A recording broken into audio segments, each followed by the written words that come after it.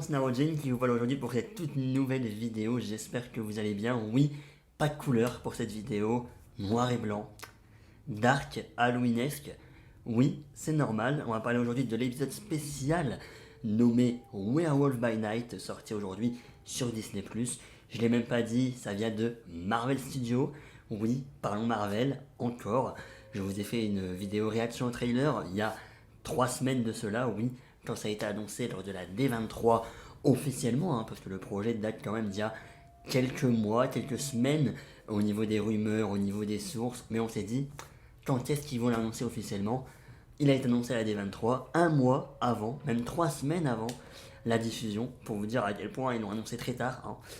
Mais du coup, on va parler de Werewolf by Night, cet épisode un peu spécial qui met le MCU dans un nouvel ère, dans un nouvel arc. L'arc horrifique, oui, avec des monstres, etc.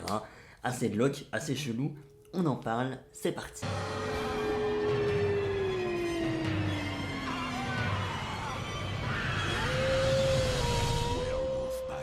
Werewolf by Night, ça raconte l'histoire d'un groupe secret de chasseurs de monstres qui vont se rassembler au château de Bloodstone après la mort de leur chef et s'engagent dans une compétition mystérieuse et mortelle pour une relique puissante qui les amènera face à face avec un monstre dangereux.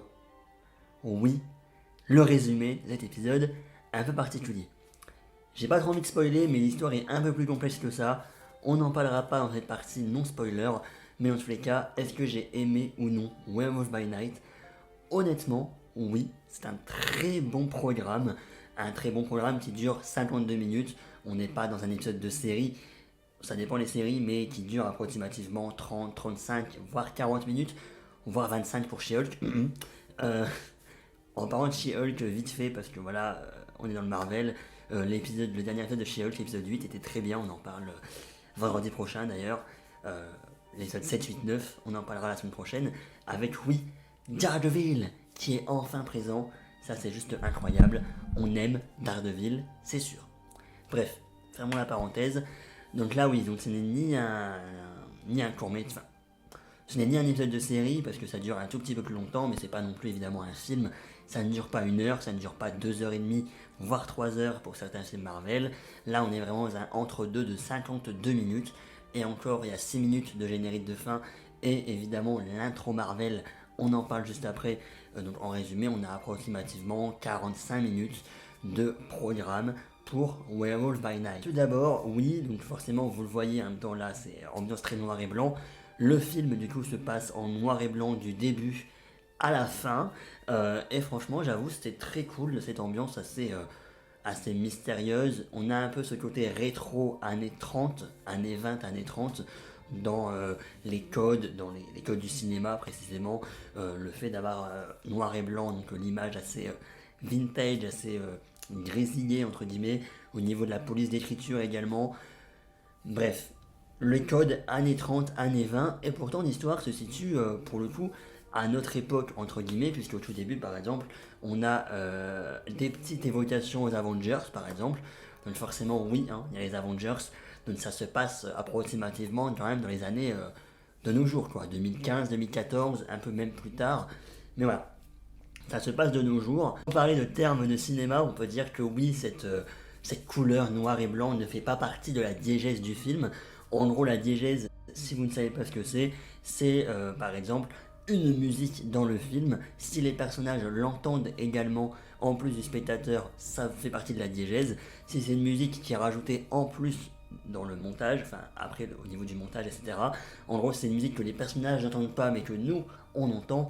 Non, ça ne fait pas partie de la diégèse, et ça ne fait pas partie de l'univers intégral du film. Donc là, honnêtement, je pense que la couleur noir et blanc serait un peu bizarre à expliquer sinon, mais la couleur noir et blanc est pour eux, enfin pour nous, oui, on la voit, mais pour eux, ils vivent les choses en mode couleur. Mais bref, c'est juste un détail noir et blanc et vraiment juste là pour renforcer ce côté un peu horrifique. Parce qu'honnêtement, est-ce que ça fait peur réellement? Je ne dirais pas que ça fait peur, digne d'un film d'horreur, digne d'un avec le clown, vous avez compris, digne d'un grand film d'horreur. Pas réellement. Oui, c'est un petit peu angoissant à des moments. Oui, c'est violent, mais le côté noir et blanc ne fait pas réellement ressentir cette si grande violence. Oui, on a des mains qui sont coupées, oui, on a des bras, oui, on a des scènes d'action, mais vraiment intenses et tout, mais le côté noir et blanc fait qu'on a un peu moins peur. Oui, il y a du sang qui gicle, mais sans noir et blanc, on s'en fout. Si tu le mets en couleur, ça fait un petit peu Daredevil de Netflix, le côté très violent, on reste quand même un petit peu Marvel, Disney friendly, donc noir et blanc, c'est très bien comme ça. Ouais. Au niveau des musiques, donc, on en a parlé avec l'histoire de la diégèse, mais franchement, les musiques sont cool également, un peu ce côté, encore une fois, halloweenesque, ce côté un peu terrifiant qui rajoute cette ambiance un peu intriguant, mystérieux, tout ça. Et oui, c'était très cool. Au niveau des effets spéciaux, bah, finalement, vu que c'est en noir et blanc, on n'a pas cette impression de est-ce qu'il y a vraiment des effets spéciaux. On a quand même certaines scènes sans spoiler qui, oui, peuvent montrer des effets spéciaux évidemment, mais en général ça reste des choses assez maigres finalement, et bon, c'est pas non plus ce qu'on demandait réellement à cet épisode. En tout cas oui, c'est plutôt une très bonne surprise. Si on parle des personnages, honnêtement ils sont pas attachants réellement finalement.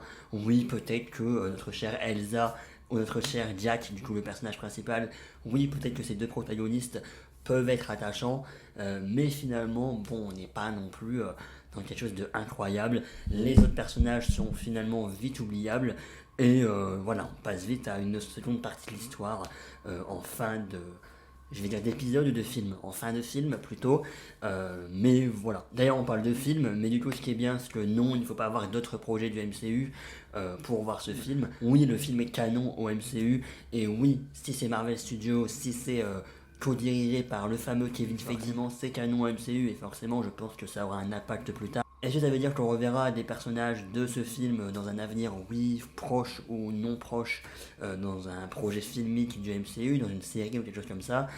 Ça veut pas dire non plus, mais bon, ça reste quand même important pour mettre le contexte, pour être vraiment terre à terre au niveau du côté horrifique du MCU, qui commence au fur et à mesure à, oui, se développer. Là, par exemple, ce côté monstre, ce côté loup-garou, ce côté un peu dark. Donc oui, finalement, on peut également peut-être rajouter Moon Knight dans cette ambiance. On ne sait pas non plus si Moon Knight réapparaîtra un jour dans le MCU. On espère énormément, au moins une saison 2. Mais c'est vrai que Moon Knight peut peut-être rentrer en contact plutôt avec ce genre de personnage un peu, encore une fois, mystérieux. J'ai dit, je sais pas combien de fois le mot mystérieux de la vidéo, mais mystérieux, terrifiant, un peu mystérieux. Yes. Mystérieux, terrifiant, un petit peu intriguant. Voilà, notre cher Steven Grant. Oui, bref, franchement, je trouve que le format d'épisode spécial presentation donc, de Disney+, c'est un très bon format. Ça permet, par exemple, à des séries qui n'ont pas besoin d'avoir 6 épisodes, qui sont honnêtement de temps en temps le rush à la fin et tout, mais en même temps pas grand chose à raconter, honnêtement, et pas très intéressant. She-Hulk a 9 épisodes, oui, c'est un peu trop long. En fait, à parté, t'as des bonnes séries, comme par exemple, je sais pas, Hawkeye par exemple, encore, oui, c'est le premier que je trouve, Miss Marvel, bref, ils auraient pu mériter, même Moon Knight du coup, ils auraient pu mériter 9 épisodes pour avoir moins de rush. She-Hulk méritait 6 épisodes, parce que là on en a 9, il y en a au moins 4 qui ne servent à rien. Bref, c'est une. Ouais. En fait, quand on demande plus d'épisodes, il y en a 6, quand on demande pas trop d'épisodes, il y en a 9. Et de base, il y en avait 10. Il y en avait 10 de prévu de base, d'accord? Sachant que la série Daredevil en a 18. Mon dieu. Bref, franchement, je trouve que pour introduire des personnages, qu'ils soient nouveaux ou non, si on n'a pas envie de faire de série ni de film, un épisode comme ça de 52 minutes, là, franchement, il n'y a pas besoin d'autres projets. On retrouve, oui, un début, un milieu, une fin dans cet épisode. Pas besoin de voir d'autres choses pour comprendre le film. Et franchement, c'est très cool. Le prochain en date, ce sera les Gardiens de la Galaxie spécial Noël, qui sortira donc évidemment à Noël. Bravo. Voilà, donc on verra évidemment Star-Lord, Groot et nos chers personnages qu'on adore. Et franchement, j'ai très hâte de voir cet épisode qui, je pense, au premier abord, les Gardiens de la Galaxie me hypait plus que Werewolf by Night, mais pour autant, c'était vraiment une très bonne surprise. Mais voilà, l'épisode évidemment spécial Noël, une introduction, une amorce un petit peu au Gardiens de la Galaxie volume 3 qui sort en mai 2023. Oui. Je pense avoir fait le tour de cette partie non spoiler. Honnêtement, je vous conseille de voir ce film parce que c'était une très bonne surprise, une très belle découverte. Je m'attendais pas à autant aimer finalement. C'est vrai que c'était très intéressant. Et voilà, un nouveau côté au MCU, même si là, honnêtement, ça fait un petit peu trop d'arc de développer, d'arc, d'arc, d'arc, d'intrigue de développer, honnêtement, dans le MCU. En fait, chaque série rapporte de nouvelles intrigues, hein, parce que là, on a ce côté loup, on a Moon Knight qui nous parle d'identité, d'Égypte, d'Avatar, on a She-Hulk qui nous parle d'intelligentsia, ou encore de notre cher Hulk King, voilà. On a également Hawkeye qui lui est un peu plus dans la partie Wilson Fisk, mais en même temps ça peut être lié à Echo, qui elle-même peut être liée à Daredevil qu'on a vu dans She-Hulk. Voilà, on a un peu l'intrigue Moon Netflix un petit peu, hein. On a également l'intrigue avec Miss Marvel, avec cette histoire de Najma, cette histoire de Captain Marvel dans l'espace, bref. On a également l'histoire de Secret Invasion avec les Skrulls. On a l'histoire de Kang, mais il y a trop, en fait... Bon, ça c'est pour une autre vidéo, mais franchement, la phase 1 à 3, c'était vraiment tous des programmes pour raconter la même intrigue. L'intrigue principale, Thanos, les pierres d'infinité. Là, on se retrouve dans la phase 4 avec 10 séries, 6 films, limite, oui, qui racontent plein de trucs différents. Il y a également Shang-Chi avec les anneaux, il y a Doctor Strange The Multiverse of Madness avec le multivers, forcément. On a Thor qui lui parle de totalement... il parle de quoi d'ailleurs? Non, j'avoue, c'était... Est-ce que c'est vraiment une blague ou est-ce que je m'en souviens plus vraiment? Je m'en souviens plus vraiment. C'est oubliable. On entend Black Panther Wakanda Forever, qui lui partira sur Namor, sur le Wakanda. Beaucoup de sous-intrigues et ça va être assez compliqué. Oui, on va réussir à suivre. Il y a Avengers Secret Wars en mai 2025. Bref, merci à tous. Partons dans la partie spoiler. 3, 2, 1, c'est parti maintenant.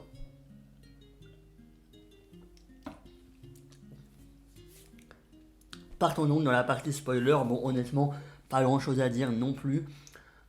Honnêtement, moi je pensais que l'histoire de Ted, le monstre Ted, bizarrement c'est l'ours en peluche des films Ted, du coup, mais bref.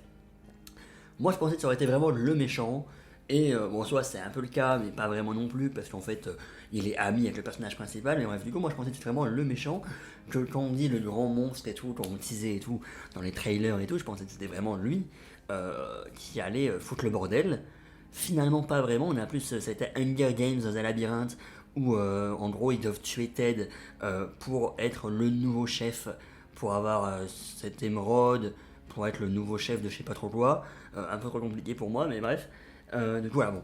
Finalement, notre cher Jack et Elsa vont aider Ted à s'enfuir, bref. Du coup, ils vont se retrouver après emprisonnés. On apprend ensuite que notre cher Jack est finalement un loup-garou. Ils les ont enfermés tous les deux dans la même cage pour littéralement que notre cher loup-garou bouffe Elsa. Bon, finalement, il a un petit peu eu de conscience. Et voilà, bon, tout va bien, finalement, ils vont très bien les deux. Pour le coup, on a là, oui, les scènes d'action avec... Pour le coup, là, oui, on a les scènes d'action avec Jack qui fait ces petites scènes de voltige où il tue des gens. On a cette grande scène qui, pour moi, est peut-être même la meilleure du film, où on a des taches de sang qui s'accumulent sur la caméra. On a un rideau derrière, un volet, je sais pas vraiment ce que c'est, parce que c'est en noir et blanc et du coup, on n'arrive pas trop à décrire. Mais du coup, une grande lumière blanche qui commence à se fermer par un rideau. Et on a vraiment cette tension un petit peu plus palpable dans une petite entrée, dans un petit couloir, où oui, Jack tabasse des gens, pour être poli. On va pas être vulgaire dans cette vidéo, mais voilà, Jack, il kiffe, quoi. Il tape des gens, quoi. Il les défonce, clairement. Il est très violent, ce mec, hein, quand même. Mais bref. Ça m'a fait rappeler, je suis très en ambiance Daredevil, encore une fois, mais oui, un peu le côté Daredevil Netflix, où enfermé dans des couloirs, où Daredevil est tellement violent qu'il défonce tout le monde.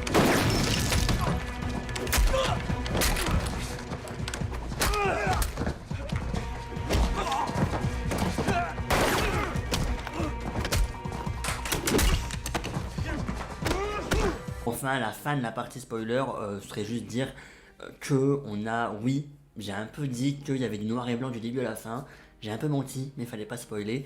Oui, on repasse à la couleur à la fin, avec Elsa notamment qui a gagné, et notre cher Jack qui se retrouve avec Ted, voilà, dans une forêt ou je sais pas trop quoi.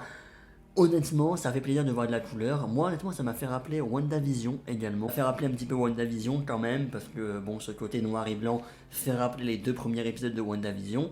Et cette fameuse couleur rouge qui est un petit peu plus mise en avant dans Werewolf by Night, du coup, quand tout est en noir et blanc, tu vois quand même cette émeraude qui est rouge, et c'est la seule couleur finalement, t'as un mélange de noir et blanc, mais t'as la seule couleur, c'est le rouge de l'émeraude. C'était un peu pareil dans WandaVision, où t'avais certains objets qui restaient rouges pour faire appeler le pouvoir de Wanda, bref, ça m'a fait rappeler ça, honnêtement. Les musiques sont cool, et à la fin, un peu WandaVision-like, où d'un coup, boum, ça passe du noir et blanc à une qualité de couleur. Euh, et franchement, mais c'était cool, tu vois, un petit peu qu'est-ce que le chara-design des personnages en couleur pourrait donner dans un futur projet du MCU. On espère en tout cas, parce que s'ils ont sorti ça, c'est pas pour rien. On sait évidemment que Kevin Feige, même si c'est dans 10 ans, chaque projet qu'il fait, ça a un impact sur la suite. Donc oui, Werewolf by Night, c'est à surveiller. Oui, les canons MCU, même si pour l'instant, bah, pas trop non plus, mais ça arrivera. Le canonisme du film, je sais pas si ça se dit, mais le canonisme du film va arriver au fur et à mesure. Après, on voit que c'est du MCU, rien que pour la référence à Avengers, par exemple, au début. Voilà, hein, évidemment. Et enfin, également, le générique d'ouverture était très sympathique. En noir et blanc, du coup, forcément, avec cette musique un peu terrifiante. Mhm. J'aime bien quand les génériques Marvel d'ouverture changent un petit peu, notamment avec Spider-Man Far From Home. On ne spoilera pas au cas où, même si c'est une partie spoiler, mais voilà, avec les morts des personnages d'Endgame, voilà, ils ont fait vraiment un hommage en générique, en ouverture de cette Marvel, avec d'ailleurs la musique de Whitney Houston, si je me trompe pas. Ouais, c'était marrant et c'était cool, mais enfin marrant. Il y a quand même des personnages qui sont morts, quoi, mais marrant, intéressant et original, si je peux dire. Bref. Merci à tous d'avoir suivi cette vidéo, j'espère qu'elle vous aura plu. Écoutez, vous savez quoi? On va faire comme dans le film, on va repasser à la couleur. Ouais, et ouais. Bref, est-ce que vous êtes prêts? Attention, c'est parti, maintenant. La couleur est là. Merci à tous d'avoir suivi cette vidéo, j'espère qu'elle vous aura plu. Abonnez-vous, likez, commentez, partagez, activez la cloche. Bref, comme d'habitude. Et nous on se retrouve très bientôt pour de prochaines vidéos. La semaine prochaine, il y a du contenu. La semaine prochaine, ça va enchaîner. Il y a du contenu qui arrive, je vous le promets. Merci à tous, j'ai fait une promesse. Il faut que je la tienne. Bref, merci à tous. Salut, salut. Tchuss. Tchuss.